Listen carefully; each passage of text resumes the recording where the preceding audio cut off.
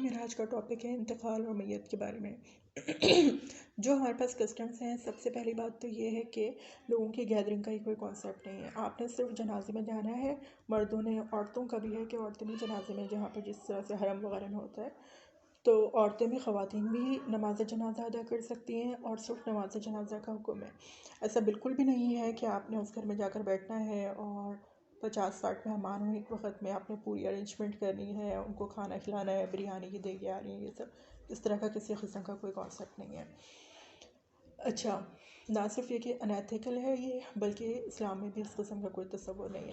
کھانا جس کے گھر میں میت ہوئی ہے، جس گھر میں کوئی انتقال ہوا ہے، وہاں پر آپ نے خود بنا کر بھجوانا ہے، نہ کہ یہ کہ آپ ان کے پاس جا کے کھانا کھا کر آئیں۔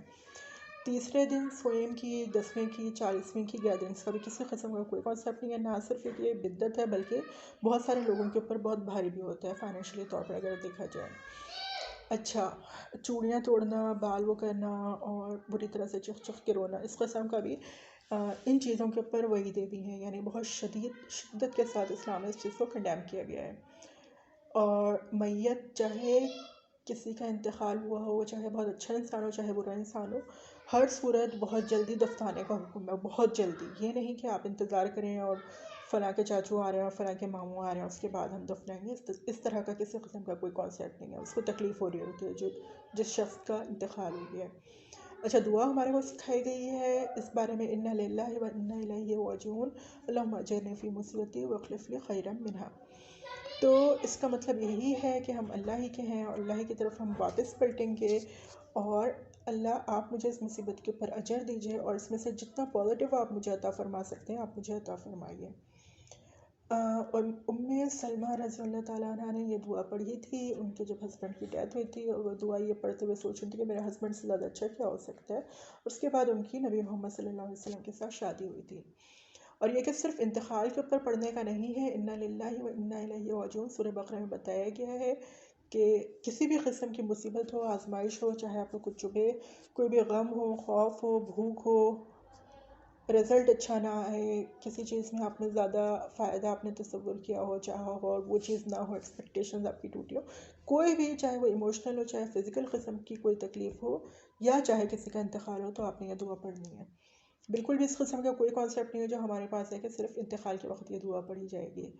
اچھا، اس موقع پر ہمیں واضح طور پر پوری انسٹرکشن جو ملتی ہے وہ کھانے کے لحاظ سے تلبینہ کی ملتی ہے، جو کہ جس میں جو ہوتا ہے، جس میں شہد ہوتا ہے، میٹھا فیکٹر ہوتا ہے اور جو ہوتا ہے اس میں، تو اس کے بہت سارے میڈیکل فوائد ہیں۔ جو میں جو فائبرز ہوتے ہیں وہ باقاعدہ ہولڈ کر کے رکھتے ہیں، شوگرز آہستہ آہستہ ریلیز ہوتی رہتی ہیں، اور اسٹریس ہارمونس کی وجہ سے جو شوگرز کی نیڈ بڑھ جاتی ہے وہ آہستہ آہستہ شوگر آپ کو ملتی رہتی ہے۔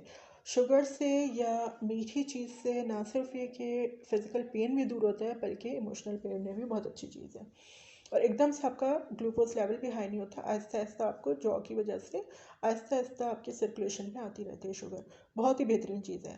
اچھا، اب اگر دیکھا جائے تو ہماری سوسائٹی میں یوزولی بریانی منگوائی جاتی ہے اس موقع پر، تو ویسے اسٹریس ہارمونس کی وجہ سے بندے کے جو اسٹریس ہارمونس جو ہیں اس کی وجہ سے بندے کو ویسی ایسیڈیٹی بھی ہو رہی ہوتی ہے، وہ شوگرز وغیرہ کی نیڈ بھی اس کی بہت زیادہ بڑھ چکی ہوتی ہے۔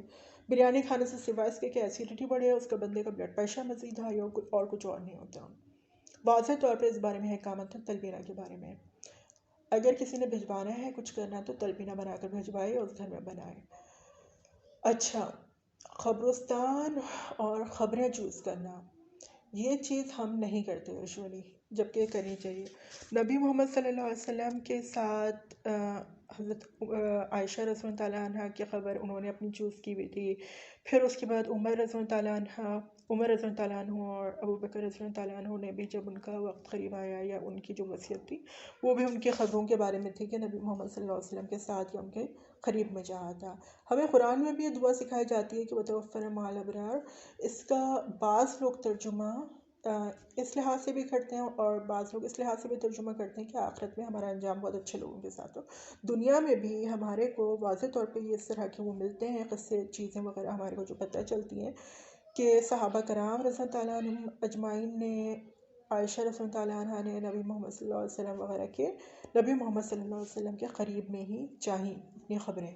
تو ہم لوگ ارد گرد اگر کوئی خبر وغیرہ ہمارے کو چوز کرنی چاہیے، ارد گرد اچھے لوگ ہوں یا جن لوگوں کے بارے میں ہمارے کو پتہ ہے کہ ہاں یہ اچھے اچھے لوگ تھے اور اب یہ گزرے اور ادھر ہیں.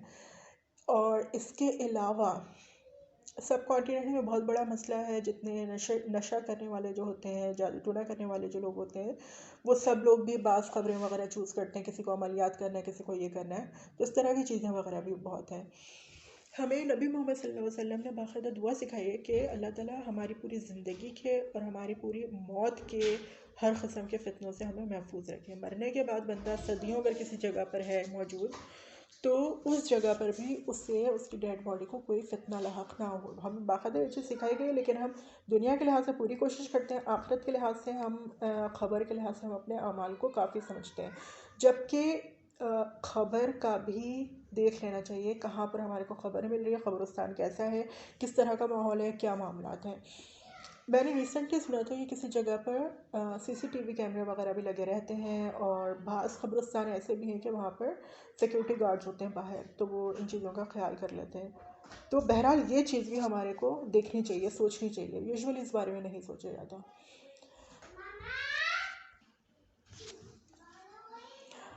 اچھا یہ چیز ہے. اچھا اس کے علاوہ اچھا اب آتے ہیں قبرستان وغیرہ وزٹ کرنے کے بارے میں. اگر کسی کا انتقال ہو گیا ہے، کسی کے گھر والوں میں سے کسی کے قریبی بندے کا، یا اگر نہ بھی ہوا، تو مردوں کو پہلے منع کیا گیا تھا اور پھر بعد میں انہیں اجازت دے دی گئی تھی یہ قبرستان وغیرہ وزٹ کرنے کی، کہ اس سے آخرت کی یاد آتی ہے. عورتوں کے لحاظ سے باقاعدہ یہ حدیث ہے جس میں ان پر لعنت کی گئی ہے، ان عورتوں کے اوپر لعنت کر دی گئی ہے جو قبرستان جاتی ہیں. بہت سختی کے ساتھ منع ہے. اچھا جن وغیرہ چڑھنے کی باتیں حدیث میں نہیں آتی کہ جن چڑھ جاتا ہے، بھوت چڑھ جاتا ہے، بعض کوئی ننگا دیکھتا ہے، اس طرح کی بہت ساری باتیں ہمارے پاس مشہور ہیں عورتوں کو قبرستان جانے سے روکنے کے لیے، لیکن اس طرح کی کوئی حدیث نہیں ملی. جو حدیث ہے وہ صرف یہ ہے کہ اس پر اللہ کی لعنت ہوتی ہے. تو قبرستان وغیرہ وزٹ نہیں کرنا چاہیے خواتین کو بالکل بھی. اچھا اس کے علاوہ جو چیزیں خبروں پر کی جاتی ہیں، کی جا سکتی ہیں، ان کو جو منع کیا گیا ہے، تو میں آپ کو ریفرنس بھی بتاتی رہوں گی. اچھا ایک تو ان پر سجدہ کرنے سے منع کیا گیا ہے صحیح بخاری میں، اور انہیں پختہ کرنے سے منع کیا گیا، جو سیمنٹ وغیرہ لگاتے ہیں ان کو باقاعدہ پورا فورٹیفائی کر دیا جاتا ہے، صحیح مسلم میں. اچھا ان پر لکھنے سے منع کیا گیا ہے، ابو داؤد میں ہے یہ حدیث. اور عرس ہے، میلے ہیں، سیلیبریشنز ہیں، نیکی کے کام ہو رہے ہوں، بدی کے کام ہو رہے ہوں، لیکن یہ چیزیں منع ہیں. یہ بھی ابو داؤد میں آتا ہے. لائٹنگ ہے، کینڈلز ہوں، کسی بھی قسم کی لائٹنگ ہو، آتش بازی ہو، وہ بھی منع کر دی گئی ہے ابو داؤد میں. اس پر رہنے سے بھی منع کیا گیا، جو مجاور ہیں، جو مستقل رہتے ہیں مزاروں پر یا کہیں پر، اگر کسی کی خبر موجود ہے تو اس چیز سے بھی ابو داؤد میں بھی اور صحیح مسلم میں بھی منع کر دیا گیا ہے. اچھا نماز پڑھتے ہوئے ادھر رخ کرنے سے بھی منع کیا گیا ابو داؤد میں، صحیح مسلم میں. نظر وغیرہ کے لیے یا کسی اور بھی نیت سے اگر کوئی قربانیاں ادھر کی جائیں تو اس سے بھی منع کیا گیا ہے ابو داؤد میں ہی بتایا گیا ہے. اچھا اب آتے ہیں ایصال ثواب کی طرف. ایصال ثواب میں ایصال ثواب کے لیے جو فاتحہ پڑھی جاتی ہے، جو صورتیں وغیرہ، ایصال ثواب کے لیے جو فاتحہ ہے، صورتیں ہیں، یا وہ بیج وغیرہ جمع کر ان کے اوپر جو ذکر کیا جاتا ہے، بہت سارے کانسیپٹس ہیں. اور ہمارے پاس جو ہمارا سب کانٹیننٹ ہے وہاں پر بہت سارے طریقے ہیں، لیکن یہ ساری چیزیں بدعت میں جاتی ہیں. صرف 2-3 چیزیں جن کے بارے میں ہے تاکید بھی ہے یا اجازت دی گئی ہے وہ بتایا گیا ہمارے کو. سب سے پہلے تو استغفار.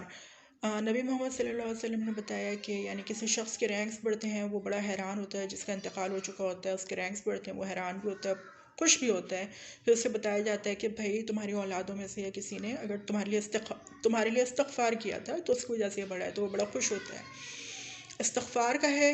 اور اس کے علاوہ کوئی فرائض اگر رہتے ہوں، حج رہ گیا ہو، روزے رہتے ہوں، نمازیں رہتی ہوں، تو وہ پڑھنے کا ہے. صحیح مسلم میں یہ حدیث.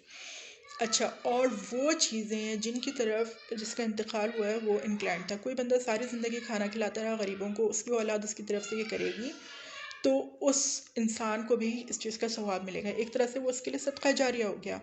پھر نبی محمد صلی اللہ علیہ وسلم سے کسی نے پوچھا تھا کہ میری ماں اگر زندہ ہوتی تو وہ صدقہ دیتی، تو پھر انہوں نے پوچھا تھا کہ اگر میں ان کی طرف سے صدقہ دوں تو کیا ثواب ملے گا انہیں؟ تو نبی محمد صلی اللہ علیہ وسلم نے کہا ہاں۔